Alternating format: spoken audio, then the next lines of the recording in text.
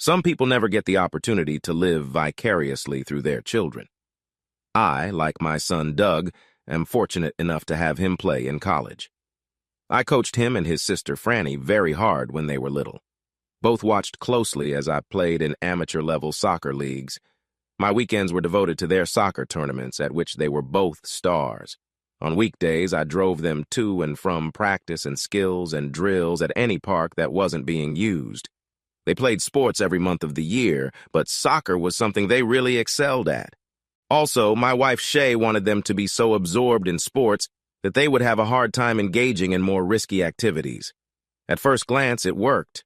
At first glance, Doug quit soccer before his senior year of high school and turned down soccer scholarships. We think mostly out of rebellion, something like, "Take that." It worked out well enough for him, and he became an offensive lineman on the high school soccer team and sometimes an away player. So how is it that I get to watch Doug play in college? Well, Tech thought he had the strongest leg they had seen in a while and offered him a soccer scholarship. He was expected to kick field goals, but he did so well as a punter that he became their #1 punter. As a true freshman, Franny is incredibly pissed off. Doug quits soccer, causes widespread resentment, and ends up fragrant as a rose. Now, Franny's rearview mirror sees all the Division II schools chasing Franny. She wants to play at a Division I school, just like her brother. Ah, the sibling rivalry. At every home game, Shay and I have seats in the section reserved for the players' parents. What makes the game even cooler is that everyone actually sits and watches the game instead of standing up from "the flag has fallen" to "that's it." Another plus is that the drunken student section is far away. If we wanted to, the school could get us tickets to away games as well. We haven't done that yet, but we plan to go once or twice. Our local TV station has a contract to broadcast all the technical games. I record them in the cloud. When a quarterback makes a touchdown pass, they zoom in on his parents to see their reaction. When a running back throws a touchdown pass, they zoom in on his parents to see their reaction. When a player makes a terrific free kick, they zoom in on his parents. Yeah, well, who can blame them? Parents aren't very social, especially if your child loves to play soccer, so we didn't make many friends in the stands during our first home game. Nevertheless, it was a lot of fun.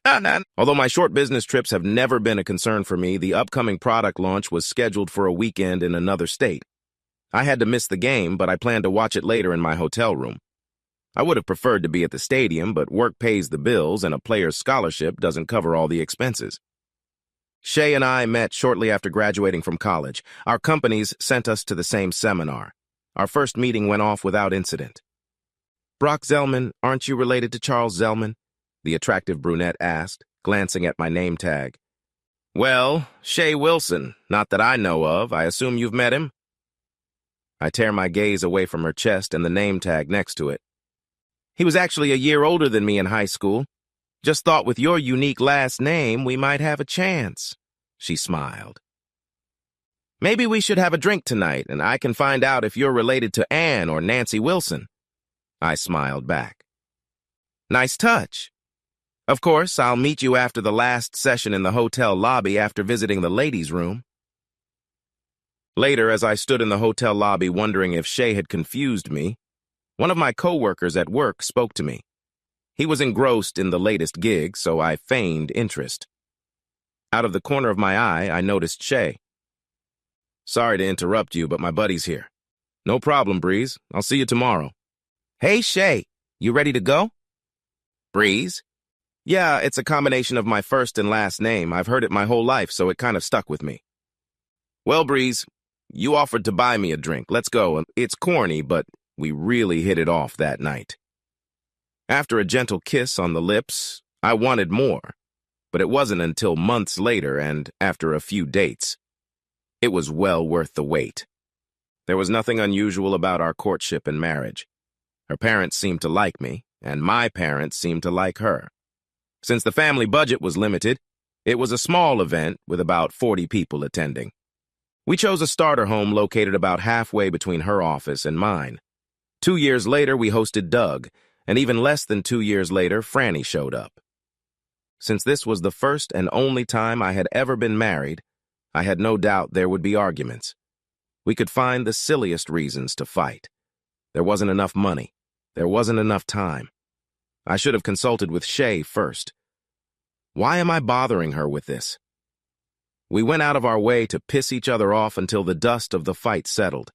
To put an end to our abusive behavior towards each other, we finally agreed to see a psychologist. It seemed to help a little, but we still had a lot of work to do. One Saturday night, after a little argument about something I can't remember, we decided to attend my company's party. Shay was shamelessly flirting and dancing all evening, just trying to provoke me into a scene. I watched her like a hawk, but she kept reaching out to me. However, there were touches, chaste kisses, and hugs. I wasn't going to play her game. On the way home, Shay tried to start an argument. Some of your salesmen said you seemed to like it when they flirted with me. Sometimes bodies are never found. They just disappear. No custody or child support disputes. Her eyes widened and she fell silent. Our house was cold for over a week. There was never an apology. What really pissed me off was that a week after the party, the salesman told me I wasn't worthy of that hot hottie I was married to. One jerk even had the nerve to ask if we had an open marriage. The note on my desk said that because I was inadequate in bed, I should let her go every weekend. The day Tech played state, I asked Shay to refrain from telling her how it turned out. I wanted to watch it in my room, enjoying dinner and drinks that the company paid for in the room. To provide intrigue, I turned off my cell phone during the game. The game itself was sloppy, which is the norm for teams playing down the stretch. Doug threw a few punches. Late in the third quarter, Doug struck again, but this time some overly aggressive defensive player knocked him down with a deliberate cheap shot. A personal foul, a roughing the ball, but Doug was left lying down. Players nearby looked startled and went down on one knee. The replay showed that Doug's leg bent in a way it should never bend. When the Theismann broadcast rule went into effect, they didn't show a replay of how he broke his leg. In 1985, quarterback Joe Theismann was sacked and his leg was broken in the most ridiculous way possible. We all know this, as it was shown from different angles about 1,000 times. The reaction was immediate and furious. Broadcasters now avoid showing you the gory footage. After watching the video, I replayed the collision several times. Doug won't play for anything else this season. He was eventually loaded into a cart and headed to the hospital, I assumed. He waved as the crowd cheered him on. I paused the broadcast and turned on my cell phone. I looked at the many texts and voicemails from friends and family. Then I called Shay. She was very upset. Doug was in surgery, and she promised to call me back when she knew more. After contacting the airlines, I realized that I would not be able to get home that evening. The food was getting cold, and I was already out of beer. What else could have gone wrong? Never tempt the gods like that. I continued watching the show. As the cart rolled across the lawn, they moved to the parenting section and showed Shay, with tears dripping from her, and she was covering her mouth with her hands. Robert Marks was comforting her. He's a salesman at my company and was one of the guys who was hitting on her at the company party. He kissed her forehead and pulled her against his chest. Why the hell is he sitting in my seat comforting my wife? The on-screen credits even misidentified them as Brock and Shay Zellman, the 6-second commercial that ended my ignorance and probably my marriage. My phone rang from time to time. I didn't answer any of the calls, but listened to the messages. None of them, including Shay's, mentioned the 6-second clip. Shay's message said Doug had regained consciousness. I called University Hospital, and they put me through to Doug. "How are you doing, Dad?" he asked in his usual cheerful voice. "Just saw you get hammered in a game." "How bad?" "Well, this season is over, but I only have a few broken bones and ligament damage. At least it's not my kicking leg. They operated on me almost immediately and moved me back to this ward not too long ago. I'll be fine in a few months." Do soccer players get special treatment at the hospital?" "Yes, I guess so. A couple of the younger nurses are being overly friendly. That must make me popular at frat parties, since I need overnight medical attention." He grinned. "That's my boy. Looking for a way to capitalize on this." "Well, I gotta go. Glad to hear nothing terrible happened. I'll see you when I get home." "Love you." Hold on. Mom wants to talk to you." "Yeah, Tell her I'm busy working on something important. Good night. Good night, Dad.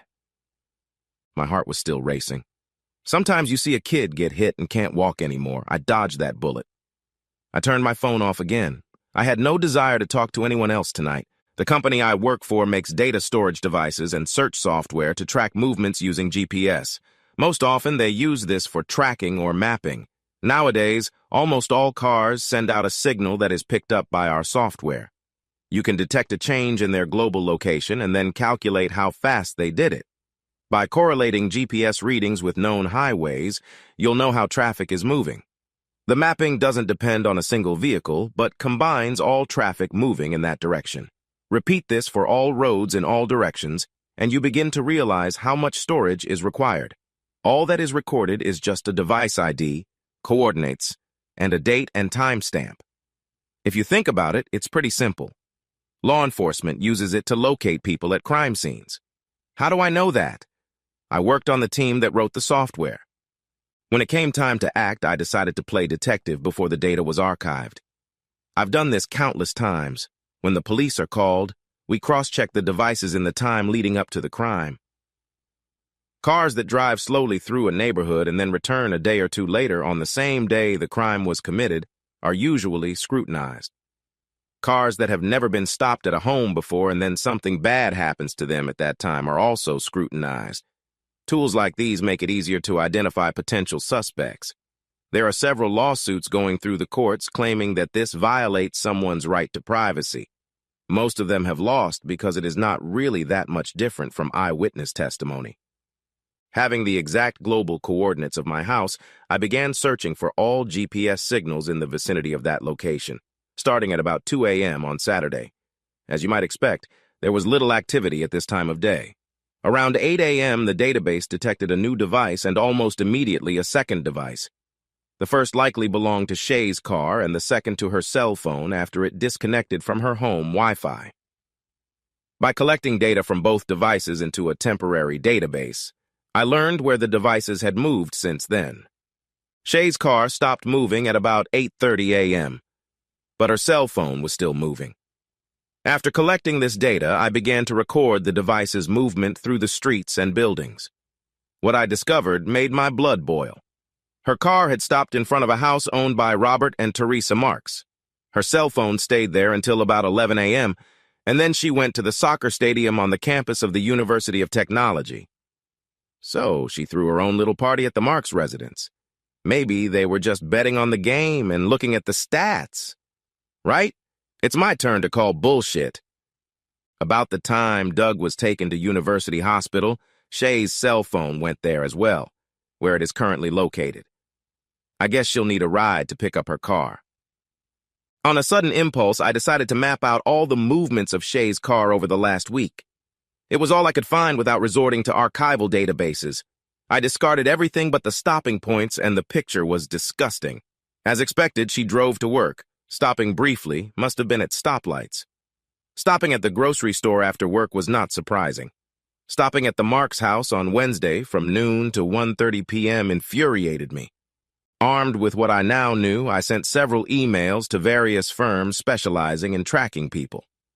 Private investigators is what they like to call themselves. Exhausted, I dozed off. In the morning, before turning on my cell phone, I repeated my search. Shay's cell phone moved from the hospital around 11 p.m. and went straight to her car. After a brief hesitation, her car drove away from the Marks house, and both devices arrived back at our house shortly before midnight. Several of my emails inquiring about rates and service availability were answered. Of course, they were available to help me if my wallet was fatter. Looks like I'm going to need a different strategy. When my cell phone came back to life, there were more well-wishers and an angry Shay since I hadn't called or texted her. I still wasn't in the mood to talk, so I texted, "Late to bed, early to rise, chat with you later." My phone rang, reporting an incoming call. It was Shay, of course, but I just switched it to messages. I didn't need to wait at our display booth for another hour and a half, so I delved into Robert and Teresa Marks' story. I specifically looked for their email address and phone number, which I found. They were parents of one child, and their daughter went to a different school than Franny. It was time to go to work, so I saved all this information. My plan was to have Teresa Marks locate them if they got together again on Wednesday. The next hurdle I had to overcome was how to provide this information in a way that didn't point to me. Over lunch, I did some more research on Teresa. My plan was to have a print shop print a picture of Robert Shea and her car, with a note saying that this car was seen outside her house on Wednesday around noon, and a lady and gentleman went inside for an hour and a half. I would leave the envelope with Teresa in her office and let her do all the dirty work. Before my lunch break was over, I called Doug again. He was in the limelight and was even interviewed by our local television station. It turned out that because he converted a penalty, our team lost first, and then a few plays later they scored a goal and then held on and won the game. Had to pay a heavy price, but he enjoyed it. Shay must have been in the hospital because she called as soon as I disconnected from Doug. It's Breeze. That must have freaked her out. It's your wife. Would it kill you to talk to me? Hey, I'm trying to make a living. What's so important it can't wait till I get home?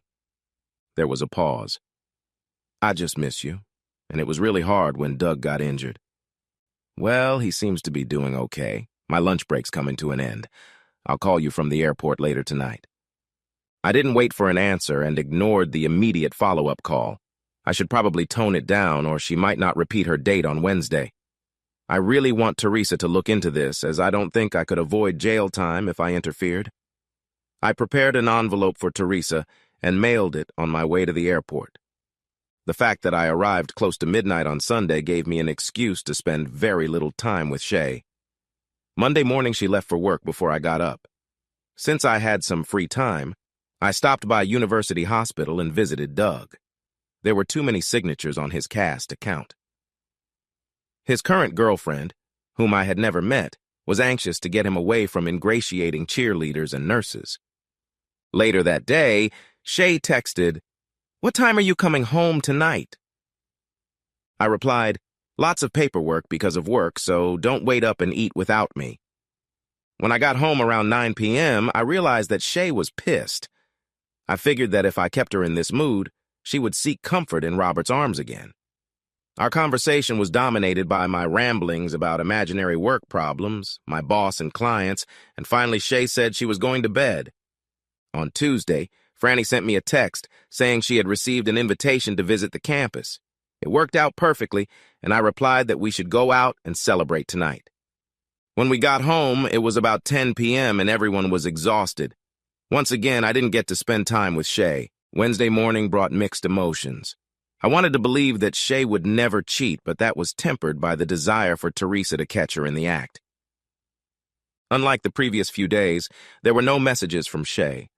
So closer to evening, I sent her an email. "I'll be home early tonight." Shay usually gets home before I do, unless she's running late on business.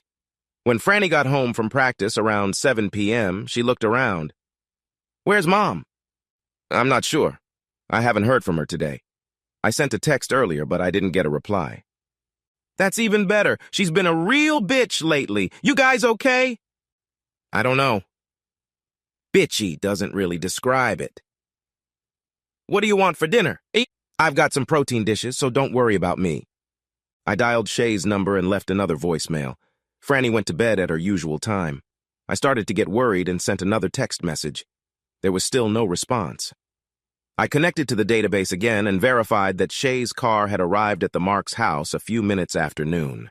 This time, she left around 12:45 and pulled into a parking lot off a federal highway 50 kilometers north of town. That's where she was now.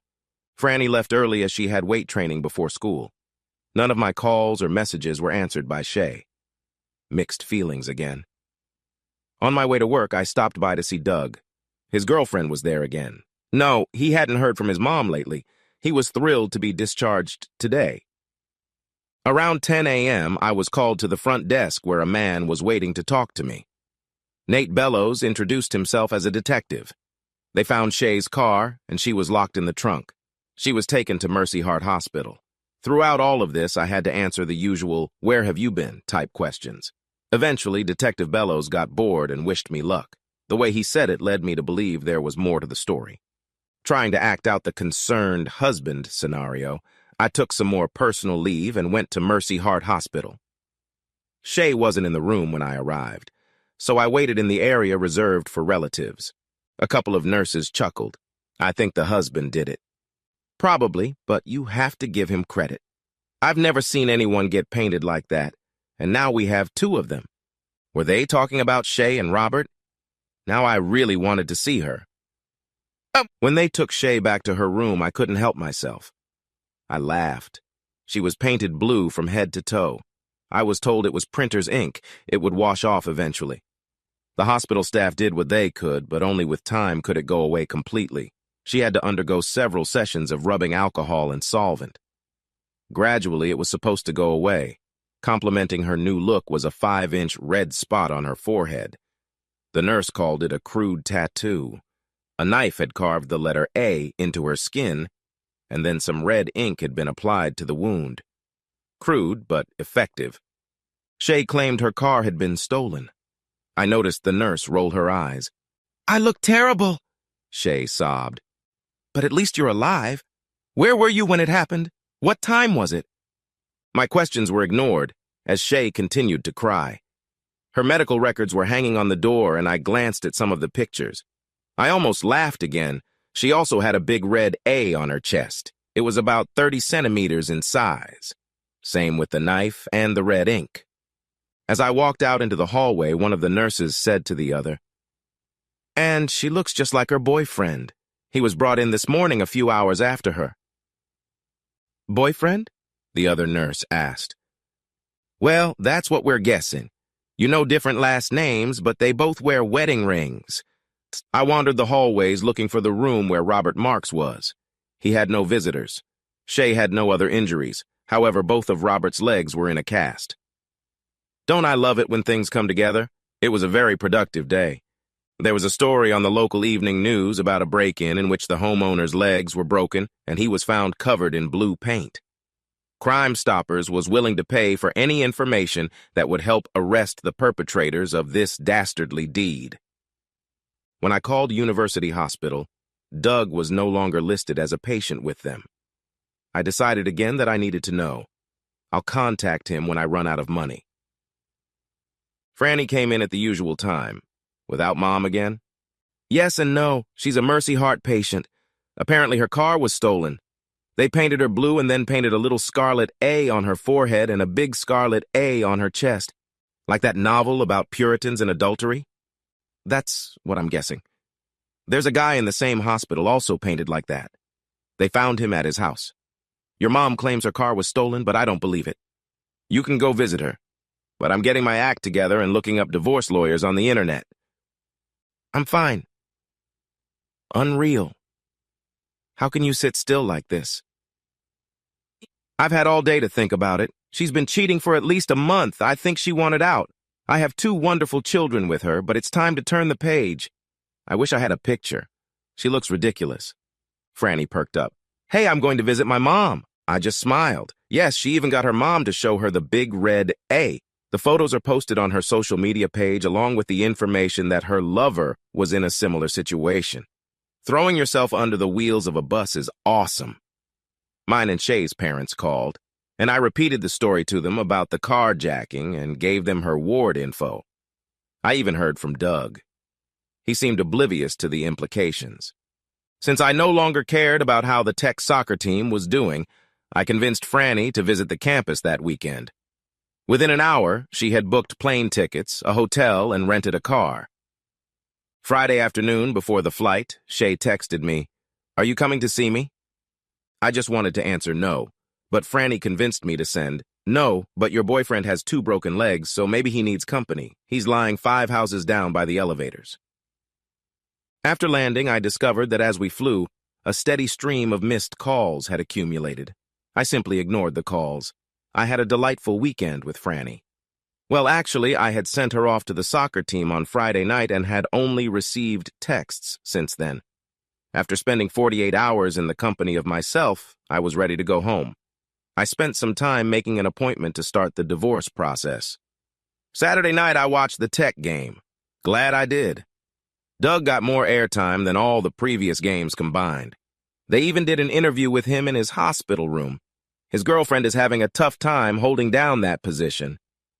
Doug was surrounded by several charming beauties. When Franny and I returned late Sunday night, the house lights were on and several cars were parked out front. Ambush time. We walked in and saw the slut and her parents sitting in the living room. There was a ghostly glow coming from Shay as the blue color was still intact. The red A on her forehead was covered by a bandage. Ignoring Shay, I looked at her parents. "Hey, Dad, Mom, what brings you here so late at night?" "Cut the crap. You weren't around to take Shay home." "Oh, yeah, I forgot her boyfriend has 2 broken legs. It's my fault." "He's not my boyfriend," Shay said. "Lover? A sex buddy?" Franny giggled. Her grandmother replied, "You young lady, watch your language."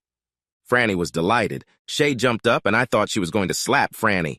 Her dad yanked her ponytail and she spat back between her parents. "Don't you ever threaten my granddaughter again," came from her furious father. I took the initiative. "Look, Shay, you ruined your marriage and I'm filing for divorce. I expect the papers to be filed this week. Franny's going away to college next fall, so we need to arrange visitation.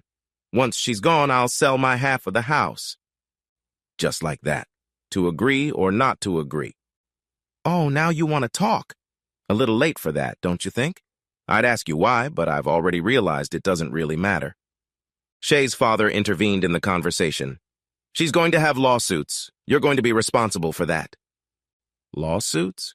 Yes, the police prosecuted her for providing false information. They used a GPS unit to locate her car, which was apparently stolen. It wasn't stolen. "That's great. I may have to split the cost of new blue-colored outfits." Franny giggled. "And blue eyeliner, and blue accessories like purses and shoes." Shay's mom snapped at us. "Enough already. Why don't you make it easy on everyone and bring it with you? We'll even help you pack 1 or 2 suitcases." "No, this is my house and I'm staying," Shay bellowed.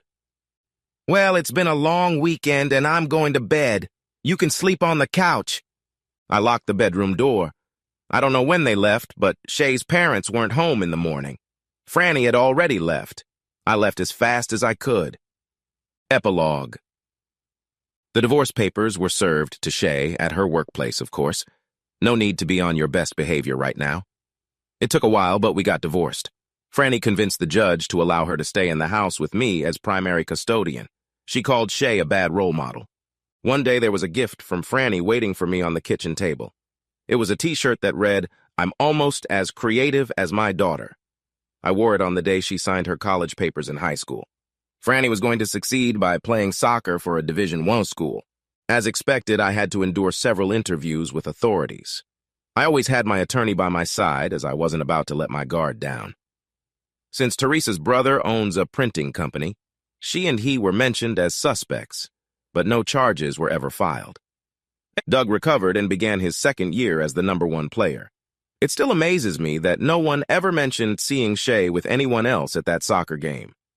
The writing on the screen must have misled everyone but me. Franny's 1st year of high school was an ordeal for her. She didn't have time to play as she was benched due to the large number of seniors in high school. However, she got her scholarship renewed and now has plenty of playing time. Doug has grown his hair out, and almost every time I see him, he has a new girlfriend. At home or on the road, I attend both kids' games, work permitting. What better way to spend my time than with such an inheritance? I rarely go on dates, but that is slowly starting to change. It took me the better part of a year to have even a one-night affair. I felt like I was cheating. What's the big deal? I miss what I had, but not what it turned into. As expected, I see Shay at big events involving our kids. A few times she brought a guy with her, but it was always the same guy. If we happened to chat, I would quickly end the conversation, trying not to be rude, and mingle with the other guests. Not letting her assuage her conscience was my latest petty revenge.